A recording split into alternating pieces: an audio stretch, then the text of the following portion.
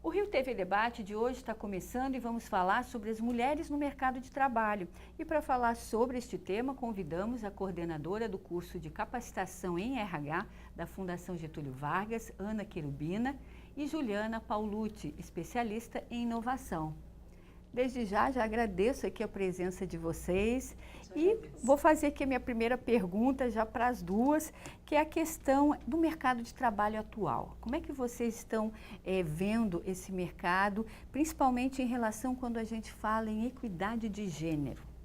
Por favor, Ana.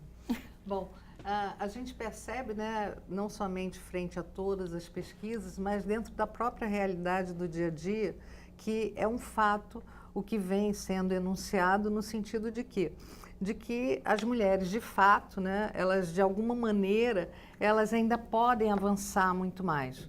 É importante dizer que não existe diferença de gênero, no sentido de que são pessoas capazes, com grande potencial.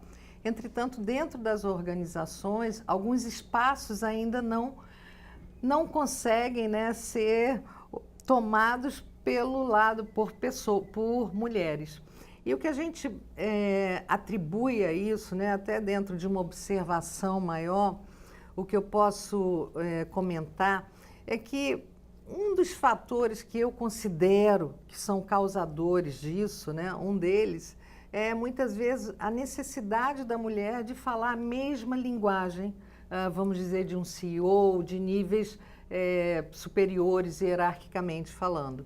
A gente observa que a mulher por si só, ela traz em si um lado muito emocional, humano, amoroso, né? Maternal, vamos dizer assim. E dentro das organizações, esse fato, ele tem uma repercussão, tanto do ponto de vista da compreensão, quanto do alinhamento daquilo que se quer, daquilo que se propõe. Hoje a gente vê, eu diria que as mulheres, em grande parte, falam uma linguagem, digamos, um idioma, seja ele qual for, um alemão, e o homem, ele fala o mandarim, vamos dizer assim, no sentido de que é muito mais utilizado o raciocínio lógico, né? O homem, ele guarda por si só uma verbalização diferenciada, ele se expõe. O foco dele é diferente do da mulher, o que não significa que a mulher não possa desenvolver isso. Eu acho que a gente não pode trabalhar a mulher na perspectiva de uma vitimização. Eu acho que não é por aí, porque em termos de potencial a gente tem igual. Com certeza. Juliana, a tua experiência e fala um pouquinho para a gente como é que você vê esse mercado. Perfeito. De fato, eu acho que ainda existe muito espaço, né, para a gente ocupar. Existe uma questão muito grande que eu me pergunto muitas vezes por que esse mandarim é o mandarim dos homens, que é o que é mais bem visto em altos cargos de gestão. Eu trabalho muito com cultura de inovação e eu tenho observado cada vez mais, especialmente no último ano, que existem questões muito sérias culturais dentro das organizações e que respondem a questões muito mais soft, muito mais emocionais do que esse hard, do que esse comportamento mais cartesiano, digamos assim, esse pensamento mais lógico e mais racional. E eu me questiono se não seria isso uma falta, sim, de mulheres numa alta gestão. Porque quando a gente fala de um líder que é um líder facilitador, que é o líder que eu acredito, né, que é aquele líder que não tem as respostas para tudo, mas sim atua de forma a potencializar, abrir espaço para criatividade coletivos, né, para que o grupo traga as respostas corretas, isso exige aí um traquejo, exige uma sensibilidade que eu acho que esse pensamento mais racional, mais cartesiano não traz. Por que não, então, o equilíbrio? Exatamente. São complementares. E é essa complementariedade que eu acho que falta no mercado. Que é o que eu vejo que falta, e olha, falta não somente em grandes organizações, mas também em startups a gente vê isso. A gente vê startups que começam menores e têm um crescimento muito acelerado, começam rapidamente a apresentar questões de cultura organizacional. E aí, quando você fala de cultura, mais uma vez, você fala de situações, de questões que são muito mais sensíveis e que esse pensamento mais cartesiano não responde. Então, eu acredito muito que existe o caminho do meio, que seria esse 50-50, quando você une essas habilidades em prol de uma organização que trabalhe sim um pensamento de tomada de decisão mais cartesiano, mas também trabalhe essa sensibilidade, Com que eu acho que é certeza. fundamental. Agora, Ana, na sua área, você como consultora e também, né, mentora de carreiras, trabalhando sempre nessa área, nessa capacitação, de que forma a gente poderia chegar nesse equilíbrio? Bom, eu acho que a primeira coisa que precisa ser trabalhada é a credibilidade, né? A autocredibilidade. A mulher, muitas vezes, ela própria se vitimiza também. Uma questão que ocorre no mercado de trabalho. Então, ao invés dela perceber, ela pensar que ela está sendo excluída, ela se olhar como um potencial de mudança, ou seja, aonde eu posso me aprimorar? Aonde eu devo? Quais são as características desse cenário, desta cultura? Porque você tocou num ponto que para mim é primordial, né? Qual é a cultura que eu quero me inserir? E a partir daí desenvolver competências, né? Porque também entra a questão da inteligência emocional. A inteligência emocional para a mulher, ela tem um peso muito grande, porque a gente está falando do autoconhecimento, do autocontrole, para você conseguir superar as dificuldades, porque não é fácil. E até porque né? você está numa função de liderança ali, né? E você tem que ter uma voz. Não tem dúvida. Mas eu acho que vale pontuar também que é uma credibilidade que vem de dentro para fora, mas também de fora para dentro. E essa credibilidade que muitas vezes a gente não vê, melhor, esse descrédito que a gente automaticamente tem por ser mulher, ele é real. Isso acontece no mercado. Eu mais de uma vez passei por situações que às vezes você, sem abrir a boca, já não recebe a atenção que um homem receberia. Independente de você ter uma habilidade de raciocínio lógico ou uma inteligência emocional, porque você não teve nem espaço para mostrar que tem isso ainda. E essa questão, até eu entro aqui um pouquinho nesses dados que a gente tem da Fundação Getúlio Vargas de 2018, né, que fala justamente desse percentual de mulheres que ocupam o cargos de alta liderança, né, considerado baixo, 7,8%. Muito né? baixo. E o que falta para que essas mulheres tenham essas oportunidades mais amplas? Eu diria que tudo isso está dentro de um processo de autodesenvolvimento. A gente percebe muito nas organizações, e não somente dentro das organizações, a falta de um plano de carreira, a falta de um autodirecionamento e mesmo do autoconhecimento. E aí a inteligência emocional, ela entra novamente. Ou seja, as pessoas às vezes entram nas organizações e elas ficam muito, deixa a vida me levar. No momento que elas têm uma expectativa de uma promoção, no caso, né, vamos falar que a gente está falando mais especificamente de mulheres, mas isso acontece nos dois gêneros, isso aí não é só... Aí tá? entra a questão Isso da não opção de cada um, né? É opção de cada um. Então as pessoas começam a se acomodar, entram numa zona de conforto que não percebem, então é mais fácil a reclamação. Mas hoje existem muitos trabalhos maravilhosos, né? Seja de coaching para competências específicas, seja de mentoria para carreira, assim como de counseling também, que é um aconselhamento para onde eu vou, o que eu faço. Porque uma das coisas que eu mais vejo são profissionais que eles têm um belo potencial e muitas vezes eles não conhecem nem seus talentos. Então, se eu não conheço, eu não tenho nem como apresentar. Porque eles não valorizam. E aí tem um ponto que eu acho que é muito importante, que é a autoestima. Se a mulher ela não acredita nela mesma, né? E até todos esses fatos que têm vindo cada vez com mais força, né? Com relação a tudo que a mulher tem passado, essas violências, né? Essa violência, né? Isso por quê? Porque ela se permite. Infelizmente, ela se permite. A sociedade, nós também ensinamos. Né? É uma coisa que a mulher também precisa se posicionar. Então, para aí tem várias coisas que precisam ser trabalhadas. Bom, nós vamos para o intervalo, mas nós já voltamos falando sobre as mulheres no mercado de trabalho. Até já! Estamos de volta com o segundo bloco do Rio TV Debate, hoje falando sobre as mulheres no mercado de trabalho. E eu vou passar a pergunta aqui para a Juliana. Juliana, nos fala um pouquinho da tua experiência, porque você é uma pessoa, uma mulher jovem, está no mercado de trabalho e com cargo de liderança. Como é que aconteceu isso, os desafios e hoje? Quais são esses desafios? Eu comecei, na verdade, há cerca de 10 anos no mercado. E rapidamente, na verdade, eu entrei com uma habilidade técnica, eu sou designer de formação, e trabalho com design e negócio desde sempre, estudei isso. Então, me desenvolvi tecnicamente, né, na universidade, depois no curso de especialização para trabalhar com design e inovação. E a partir daí, no momento que eu entrei na empresa, fui me desenvolvendo ali dentro, né? Passei desde consultora de inovação até gerente de inovação e depois diretora de marketing, no caso, fui levar um olhar de inovação para a área de marketing. Por skill, eu acredito que seja juntar a habilidade técnica que era necessário para ter um olhar sobre aquele negócio, mas também habilidades, eu acho que são inatas, né, de liderança mesmo. E foi o desenvolvimento muito porque eu encontrei um espaço ali dentro, por ser uma empresa que era também composta por muitas mulheres. Eu acho que fazia parte daquela cultura, Isso esse já espaço, facilita, né? obviamente. Pelo olhar da mulher. E aí eu já digo de antemão, eu sou uma pessoa de muita sorte, porque essa empresa que eu passei muito tempo e onde eu me formei, né, profissionalmente, eu tinha esse espaço lá dentro naturalmente, e onde eu estou hoje, né, que é uma empresa que é liderada por mulheres, eu também tenho esse espaço. Então, são 4 sócias hoje, né, que é a Laje.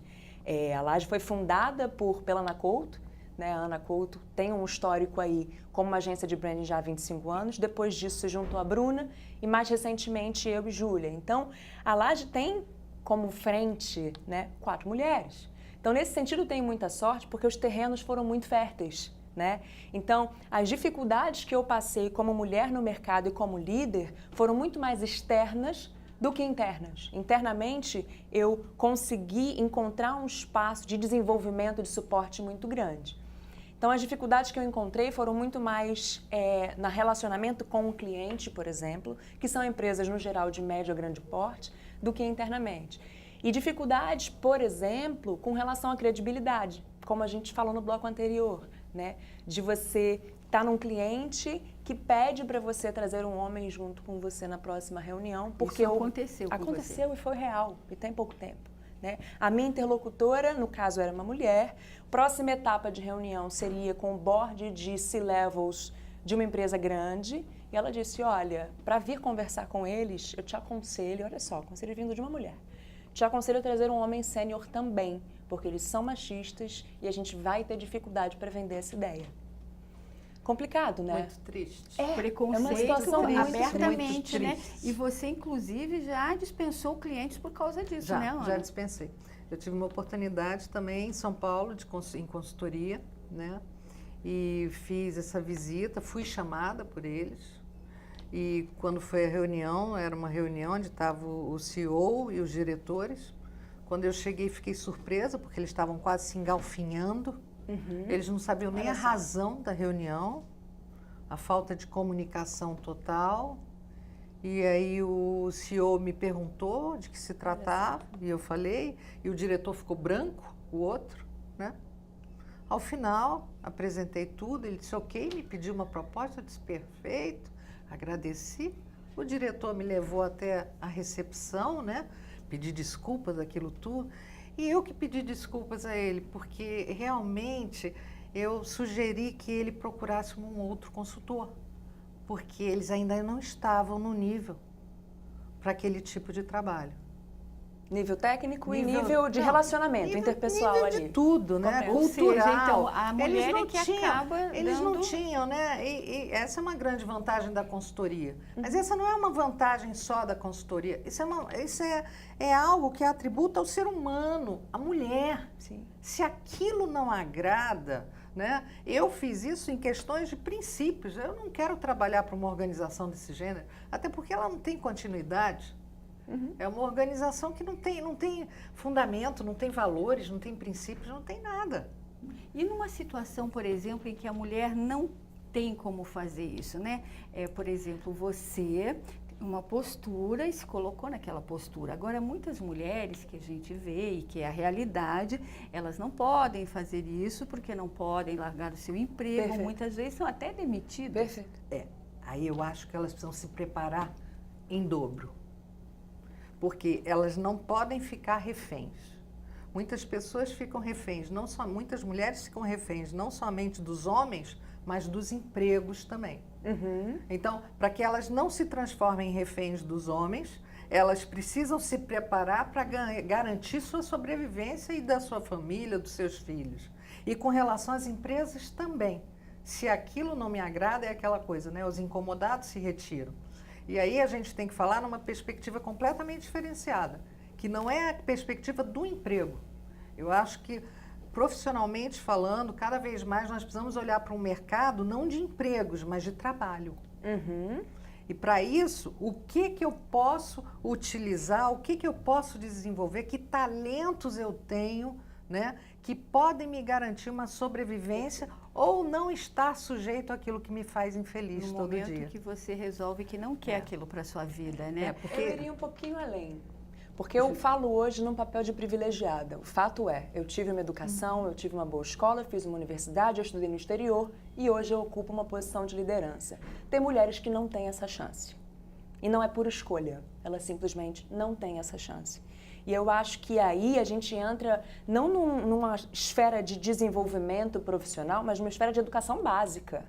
Porque no momento que você tem, desde que aquela mulher começou a crescer, uma noção de que ela tem um espaço de equidade, uma noção de sororidade, que é o apoio, né, entre as mulheres, uma noção de que ela pode sim se desenvolver, pode sim ocupar os espaços que hoje, em maioria, são de homens, a mindset, a mentalidade é outra, né? Então, por mais que ela não tenha aí a possibilidade do estudo, ela tem a mentalidade de que ela pode sim botar, sabe, a mão na mesa e falar, não, eu vou fazer porque eu sou mulher e eu sou capaz de fazer. E fazer a sua escolha Ou realmente. saber também criticar aquela pessoa que vem e diz que ela não pode.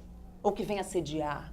Porque o posicionamento é muito mais de você se sentir capaz de fazer algo e se sentir amparado por alguém. Nem que seja por outras mulheres que estão à tua volta. Né? E que isso é importante, Sim, né? Com certeza. Sim, é o muito acolhimento, importante. né? E é preciso que seja feita uma escolha nesse sentido. E não se encolher. Né? E em relação à maternidade? Porque a gente vê que a maternidade é um tema, é uma um questão. assunto, é uma questão que está sempre presente na vida da mulher. Eu estou né? vivendo isso hoje. Juliana, fala aí da sua experiência. Estou vivendo isso hoje porque eu estou casada há 5 anos. A gente está junto há 5 anos, casada há 3, perdão. E a gente, a partir do ano passado, começou a conversar sobre ter filho. E aí, eu me vi, em determinado momento, naturalmente caminhando para um lugar que muitas amigas minhas já passaram, que é o medo de você colocar numa rotina de dedicação profissional quase 100% uma criança, né? E eu tenho partido de que eu não vou terceirizar a educação do meu filho. Eu vou, obviamente, chegar junto. E aí me dá um medo. Eu me senti medo de colocar uma criança ali e não conseguir dar conta das duas coisas com a excelência que eu gostaria de né, fazer isso. E aí eu preferi adiar a maternidade. E eu não desejo isso, nem para mim, nem para mulher nenhuma, né? É uma sensação muito, muito ruim, uma posição muito delicada. Ana, como contornar essa situação aí na vida das Eu mulheres? acho que esse é um dilema que as mulheres vivem, cada vez ele será maior, até por conta do mercado. Olha né? só. O grande medo é o mercado de trabalho, não existe outro. Né? Porque em termos de você conseguir conciliar, a mulher ela tem uma expertise que não existe outro ser no mundo que tenha, que chama-se multifuncionalidade. Você vai conseguir administrar um filho, 2 filhos, 3 filhos, o teu papel profissional, o teu intraempreendedorismo, a tua liderança, não tem jeito. Isso é... Agora, o que se traz, né, como alvo de reflexão? São aquelas limitações que você passa a ter. Né? Que você não pode mais fazer aquela viagem que você fazia comumente de férias, você tem uma dedicação, né, muito maior. Então, é mais ou menos por aí. São escolhas que tem que se pesar, né? Quais são os ganhos, mas nunca se abrir mão. Né? Eu acho que e também não deixar passar muito tempo. Porque tem uma coisa muito importante com relação a filhos. Né? Eu tive filhos muito nova, né? E às vezes as pessoas dizem assim, eu tive filhos de 2 em 2 anos. E as pessoas dizem, puxa, foi muito em cima. Não, foi ótimo, porque quando acabou o trabalho de bebê, acabou tudo junto. Né? Então você... a gente consegue. Mas aí minha questão, eu entro assim, nessa fala da maternidade e o mercado. Como é que está recebendo essas mulheres? Olha, ainda já tem uma consciência... Existe no mercado ainda uma problemática que, inclusive, de preconceito, né? Existem empresas que perguntam, fazem a pergunta se a pessoa, se ela pretende ter filhos, que é um absurdo, né? Então, existe esse tipo de preconceito. Obviamente, as pessoas, quando tiram licença maternidade, quando engravidam, se transformam no maior problema dentro das organizações. Agora mesmo, eu tenho um caso de uma mentorada minha que passou a ser assediada, né, moralmente o tempo inteiro. O chefe fazendo de tudo para ela ir embora, maltratando assim ao máximo. Então, isso ainda acontece. Mas acontece com diversos tipos de situação, né? O que eu acho que tem que ser pesado é o seguinte: hoje, mais do que nunca, as coisas precisam ser planejadas, né? Ou seja, entra dentro de um planejamento. Agora, não deixar passar muito tempo, porque aí a gente começa a ver mulheres com filhos com problemas de saúde, né? Que nascem, às vezes hoje a gente tem tido muito mais questões de deficiência. Então, alguma coisa que pode ser, ou seja, aproveitar também a disposição. Sim, porque é todo momento, ela não é a né? mesma então, assim, que aos 40. São questões que cada um realmente vai ter que decidir de acordo com a sua E realidade, não significa né? que o mercado ele vá se fechar. Ele não se fecha. O mercado, o grande problema do mercado é o seguinte: o mercado ele nunca estará fechado para bons profissionais. O problema é que as pessoas é a mesma coisa, né? Às vezes a gente vê pessoas que estão numa faixa etária mais avançada, eu não entrei porque o mais novo não, o mais novo entrou porque o mais novo se atualizou, porque ele tem 2 idiomas, porque ele correu atrás, porque ele tem um intercâmbio, porque ele... Percebe? Então, não é o fato de ser mãe. Essa semana eu recebi um questionamento que foi o seguinte: Querubina, eu coloco no meu currículo que tenho 3 filhos, 2 filhos, coloca, você vai ter que dizer a verdade. Olha, por que não colocar? Nem colocar. Até isso as mães Ana perguntam. e Juliana, eu Agora... vou deixar para falar isso no próximo bloco, porque a gente vai ter que ir para o intervalo. Nós vamos para o intervalo e já voltamos com mais Mulheres no Mercado de Trabalho. Até já! Estamos de volta com o terceiro e último bloco do Rio TV Debate, hoje falando sobre as mulheres no mercado de trabalho. Ana, eu vou pedir para você concluir a sua fala do bloco anterior sobre o currículo, né? Que as mulheres estão tirando os filhos do currículo. O currículo, o currículo, eu diria que ele é o maior cartão de visita que as pessoas não se preocupam, né? Os filhos têm que estar no currículo, sim. Os filhos fazem parte da nossa realidade. Não adianta a gente entrar em culturas tentar fazer parte de culturas que não tem nada a ver, né? E que a gente venha sofrer amanhã. São opções. Os filhos, se tem 1, se tem 2, se tem 3, têm que ser colocados. Assim como a mulher deve cuidar para que o seu currículo traduza de fato o seu potencial. Então, buscar orientações, como redigir um currículo, né? Existem pessoas assim, puxa, eu não tenho experiência. Existem mulheres, né? Ou mesmo homens. O fato de não ter experiência não significa dizer que não tem competências. Alguma experiência teve, seja como um representante de turma, seja como Você quer ver uma coisa que não consideram? Trabalhos temporários. Trabalho temporário cabe em currículo. Existe um equívoco imenso que no currículo só se coloca o que se tem carteira. Tem gente que nunca teve a carteira assinada. Exatamente, ou faz vários trabalhos e tem ao mesmo vários tempo, trabalhos. Né? Então, coloque seus filhos sim, porque se você vai entrar num espaço onde aquilo é um problema, não cabe para nós. Ano passado houve um movimento na ciência, né, de mulheres colocando no currículo Lattes, que eram mães e filhos. Eu estava na UERJ, eu fiz mestrado na UERJ, defendi ano passado. E aí, as minhas companheiras de pesquisa e outras mulheres de outros institutos Brasil afora estavam fazendo esse movimento para deixar no Lattes ali. Pesquisadora, especialista, mãe de tantos filhos. Olha, porque eu acho que isso até, também, né? ou pelo menos eu vejo isso hoje na empresa na qual eu tô, eu acho que é um benefício. Porque está ali a prova de que essa mulher já passou por uma outra experiência, que é a experiência de gerenciar a criação de filhos, que eu acho que tem muito valor. Não, né? e de contribuir com a humanidade também. Junto com o trabalho, Agora, com tudo. falando um pouquinho aqui da questão do salário, que é sempre muito falado, mulher ganhando menos do que os homens. Como é que vocês veem essa questão? E até porque a gente tem as pesquisas que mostram sempre isso.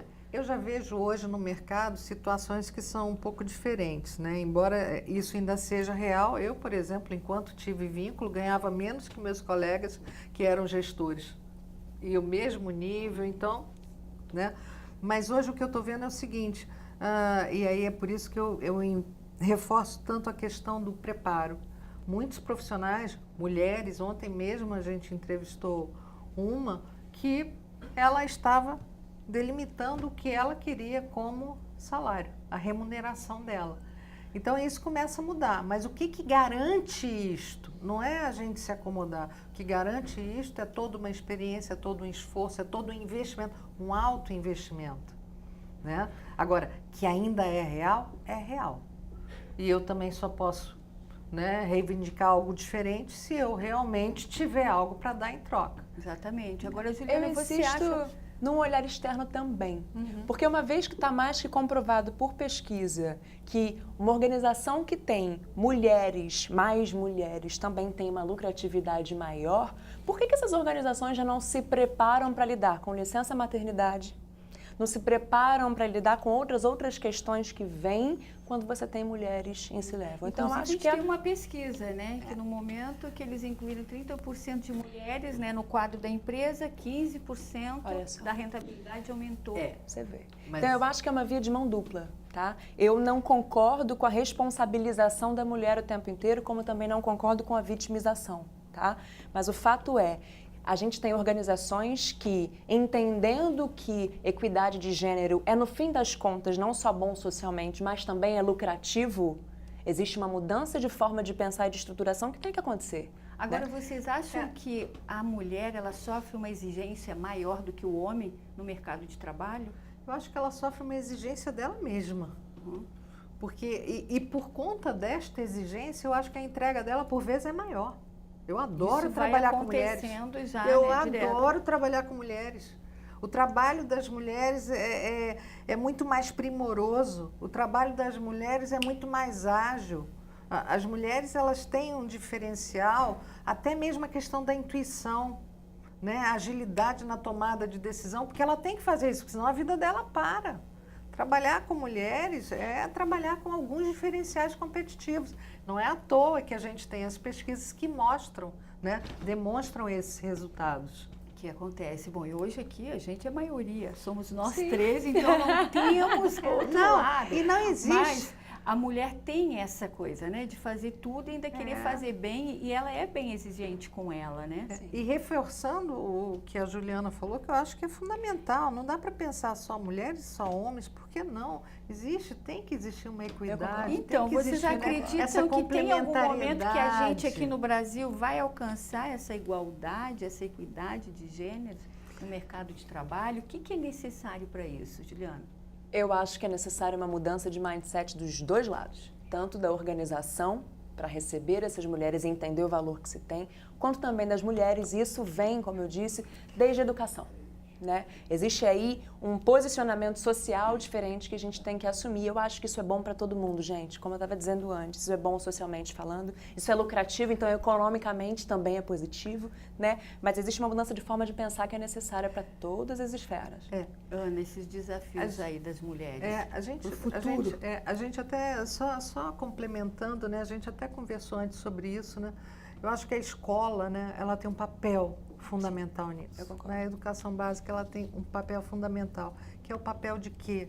De extrair todos esses talentos, aproveitar esses talentos como geração de renda, fazer com que as pessoas possam, né, se descobrir com potenciais ainda não utilizados. E já começar isso trabalhando na base, começar a trabalhar isso na base, porque a geração de renda, não dá para você pensar na geração de renda após os 18, né? É aquilo que são talentos, o que você traz, o que eu trouxe, já veio, né? Então, eu acho que é algo que precisa ser pensado em termos de escola. Com relação ao futuro das mulheres... O que podemos traçar aí para as mulheres no mercado de trabalho? Eu vejo o futuro não somente das mulheres, como dos homens também. Eu não faço essa separação. Eu acho que nós temos que caminhar juntos, cada vez mais nos atualizando. Eu acho que o mercado de trabalho, hoje, principalmente dentro de uma economia cooperativa, dentro de uma economia completamente diferenciada. E até porque hoje muitas mulheres, elas que sustentam a casa. O seu orçamento é o principal da família, né? E muitas vezes o homem desempregado está dentro de casa. Não, e o homem também, ele está atuando. Quantos homens hoje têm contribuído dentro de casa? Que soma maravilhosa, né? Eu tenho um casal amigo que ela é uma alta executiva E ele simplesmente se aposentou e disse assim, só quero cuidar da filha, mais nada. Levar para o colégio, e ele fica felicíssimo, prepara o almoço. Enfim, coisas que são ajustes que cada um vai encontrando o seu caminho. Mas olha o mercado de trabalho com mudanças ainda muito maiores, exponencialmente falando. Então, o que eu digo é o seguinte, corram. O que nós temos é muito pouco. O que nós temos hoje é pouco para o que virá daqui a uma década. Então, não adianta a gente pensar que aquele curso que a gente tem, que aquela experiência que a gente tem, não, eu preciso mais. Então, agora, como o grande diferencial vai ser o equilíbrio. Como conciliar isso para ter uma família saudável, filhos saudáveis, para não delegar a educação familiar, para não delegar a própria qualidade de vida a própria qualidade de vida. Juliana, você e o futuro das mulheres, para a gente encerrar aqui o nosso bate-papo. Eu gostei muito da colocação de que o futuro, na verdade, não é das mulheres e dos homens também, e a construção disso é coletiva. Eu acho que a gente já está vendo um movimento também de conscientização masculina com relação ao papel da mulher, isso é muito interessante de ver. Mas também, a querida Mina tocou num ponto interessante, que é o lifelong learning, né? Você vai aprender a vida inteira e vai ter que aprender a vida inteira. E isso é muito importante, né? Esse equilíbrio também que a gente tocou agora, eu acho que é fundamental. E é algo que eu desejo para mim e também desejo para a minha própria equipe. Então, eu como líder dentro daquele, né, da empresa, do meu círculo ali, eu estou tentando prezar pela minha saúde mental e pelo desenvolvimento de todo mundo que existe naquela equipe. Isso reflete um posicionamento que é meu pessoal como mulher, mas também meu como gestora numa organização. É como eu construo a cultura daquela organização. Então, eu acho que esse futuro é um futuro muito promissor a partir do momento que a gente entenda que esse papel, e as pesquisas já mostram, é um papel fundamental para o desenvolvimento social e também para o desenvolvimento econômico e passe a criar uma estrutura para que essas mulheres tenham, enfim, esse desempenho reconhecido. E um protagonismo maior. De fato. Né? De um protagonismo maior. Ok, Ana, Juliana, muito obrigada Eu que te pela agradeço. presença de vocês. Com certeza teríamos muito mais assunto, né? Mas eu agradeço a presença de vocês aí. E a você que está nos acompanhando, muito obrigada pela sua atenção e até o próximo programa. Tchau, até lá!